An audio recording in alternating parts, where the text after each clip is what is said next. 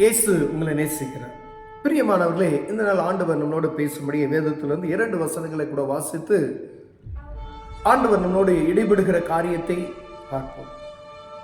அது 1 கொரிந்தியர் புஸ்தகம் 2 கொரிந்தியர் புஸ்தகம் 9வது அதிகாரம் 6வது வசனம் 7வது வசனம் இப்படியாக சொல்லுகிறது.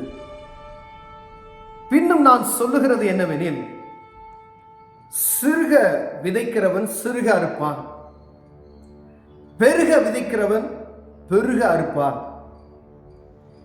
இத உலக ஓமைகளாக இந்த வசனங்களை நாம் தியானிக்கும் பொழுது, ஒரு வயல் நிலம் இருக்கிறது, ஒரு 10 ஏக்கர் இடம் அவர் வச்சிருக்காருன்னு வச்சுக்கோங்க.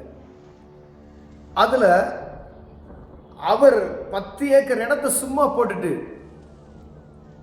ஒரு 5 சென்ட்ல மட்டும் விதை விதைக்கிறார் அப்படின்னா எவ்வளோ வருமானம் வரும்? அந்த 5 சென்ட்டுக்கு உள்ள விதைக்கப்பட்ட அறுவடை மாத்திரம்தான் நமக்கு வரும். ஆனால் இருப்பது அவர்கிட்ட ஒரு 10 ஏக்கர் இடம் அப்படின்னு வச்சுக்கோங்க.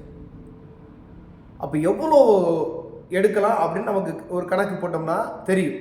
5 சென்ட்டுக்கும் 10 ஏக்கருக்கும் நான் ஒரு உதாரணமாக சொல்லுகிறேன்.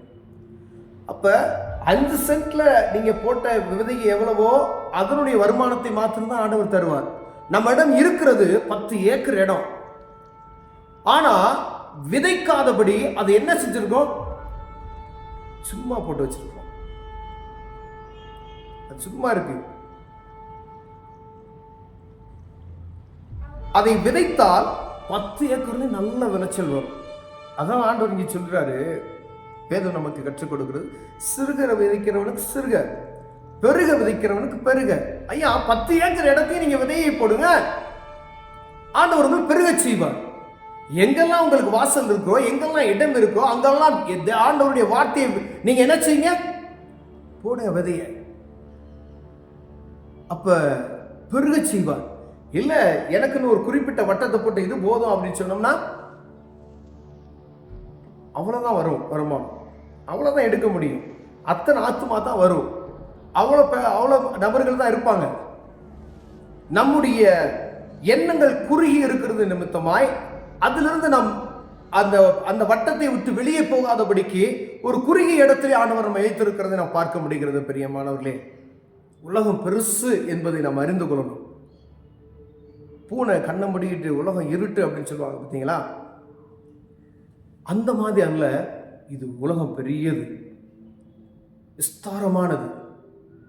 ஆபிரகாமை பார்த்து ஆண்டவர் சொல்வார், கிழக்கு மேற்கு திசை பார், திசையில் நான் என்ன செய்வேன்? உன்னை பெருக செய்வேன் அப்படின்னு சொல்றார். அப்ப விதைக்கிறதுக்கு ஆண்டவர் என்ன செஞ்சிருக்காரு? இடத்தை கொடுத்திருக்காரு.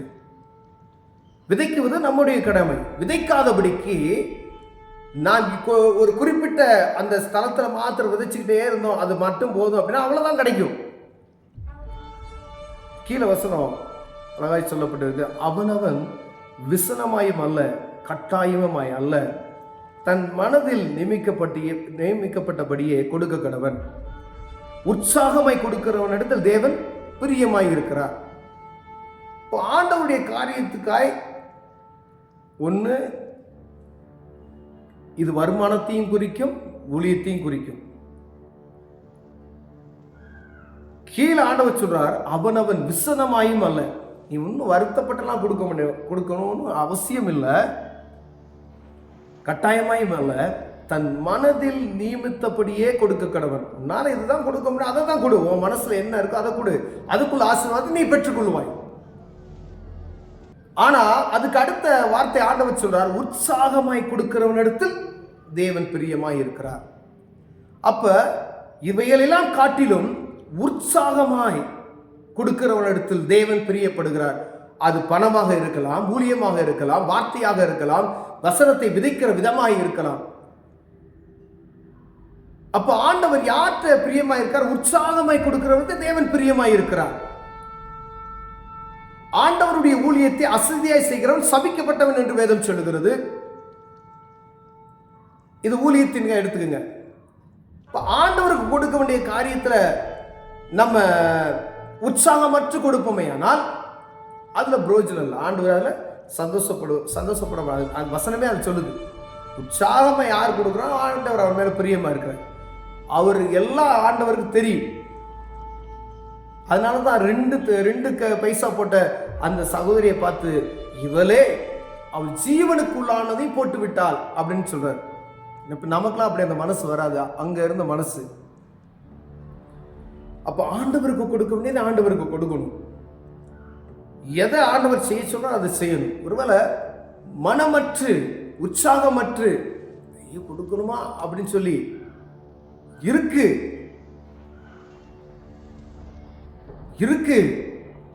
என்கிட்ட அவ்வளோ இருக்கு இவ்வளோ இருக்கு, ஆனா விதைக்கிறதுக்கு மனசு இல்லை.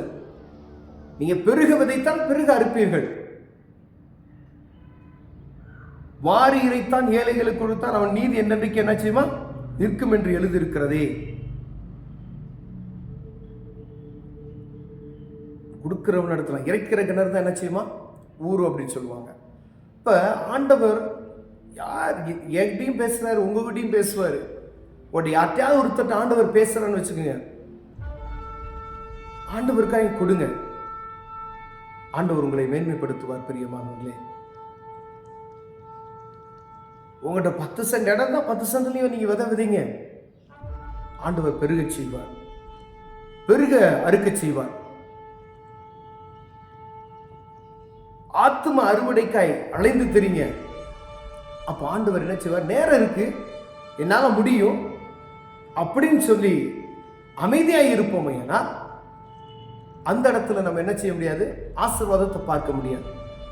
நீங்க வச்சிருக்கிற அந்த 4 ஆத்மா தான், ஆனா விஸ்தாரமான இடம் உண்டு, அலைந்து தெரியும்.